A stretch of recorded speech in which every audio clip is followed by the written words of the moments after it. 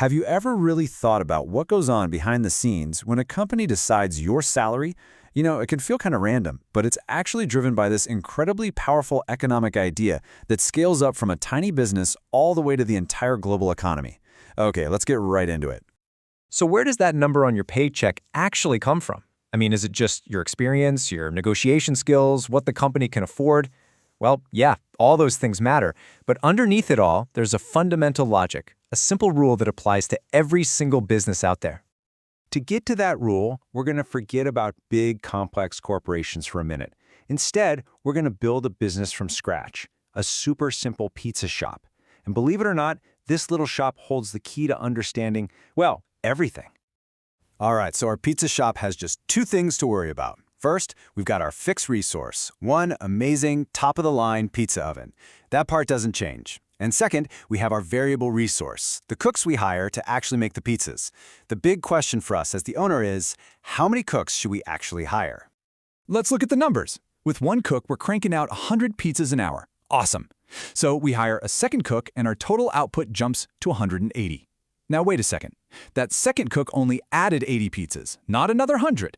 Then we hire a third, we get to 210, but they only added 30 more.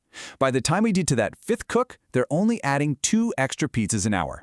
So you see, the really important number here isn't the total, it's what each new worker brings to the table.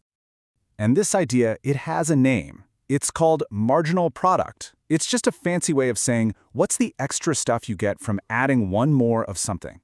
In our case, one more cook.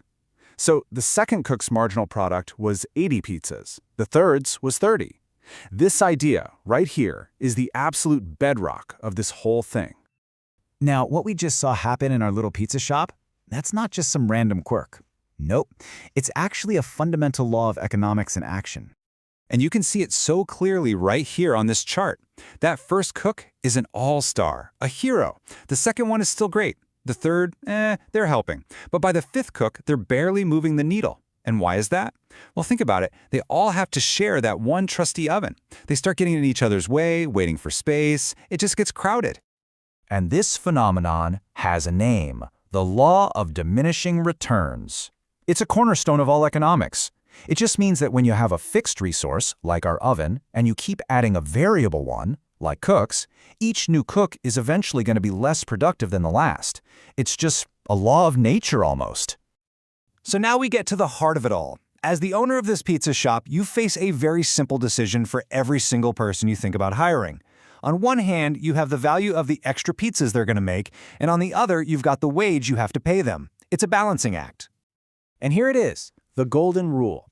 A smart business owner is going to keep hiring people as long as the value they add is more than what they cost. You stop at the exact point where hiring one more person would cost you more in salary than they'd make you in pizza sales. That's the stopping point, period. Okay, in the language of economics, it looks like this. Now, don't let the letters scare you. It's actually really simple.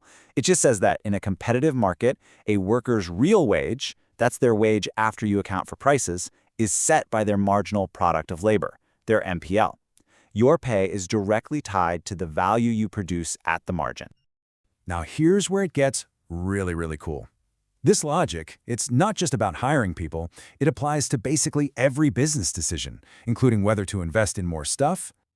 Yep, the exact same principle determines the return you'd get on your capital. So let's say we're thinking about buying a second pizza oven. How do we decide if that's a good move? Well, we use the exact same marginal thinking. And we call this the Marginal Product of Capital, or MPK. Sound familiar? It's the extra output you get from adding one more machine, or one more building, or in our case, one more pizza oven. It's the same idea we just used for our cooks, but for stuff instead of people. So the decision is a perfect mirror image of the hiring decision. On one side, you've got the value of all the extra pizzas the new oven will help you make, and on the other side, you've got the cost of buying or renting that oven. You make the investment as long as the return is bigger than the cost. Simple as that. Okay, so let's zoom out, way out. We've seen how one little pizza shop makes its decisions. But what happens when you have millions of businesses, from pizza shops to tech giants, all making these same calculations every single day? Well, it explains something huge. All those tiny individual decisions, they all add up. They literally determine how the entire economic output of a country, the whole economic pie, gets sliced and served. Every decision to hire, every decision to invest, when repeated millions of times, shapes the entire national economy. And at the end of the day, all the income in a country is divided into two giant buckets. There's the share that goes to labor, that's all of us getting wages and salaries, and then there's the share that goes to capital, that's profits, rent, and interest. And the marginal productivity of each one is what decides how big its slice of the pie is. Now, believe it or not, it all comes together in this one kind of beautiful equation.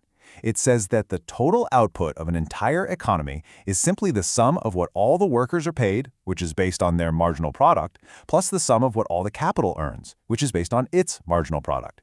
It's almost like a grand theory of everything for how income works. So, what's the big takeaway from all this? What do you absolutely need to remember? Well, first, your wage isn't just some random number. It's fundamentally linked to your marginal productivity. Second, the exact same rule applies to investments in things like machines and buildings. And finally, and this is the amazing part, this one simple rule connects your personal paycheck all the way up to the entire national economy. And that brings us to one last really interesting question to chew on. What happens when some new technology comes along and makes our capital, our trusty pizza oven, suddenly twice as good? How does that change the whole equation for everyone's wages and for profits? Now that's some food for thought.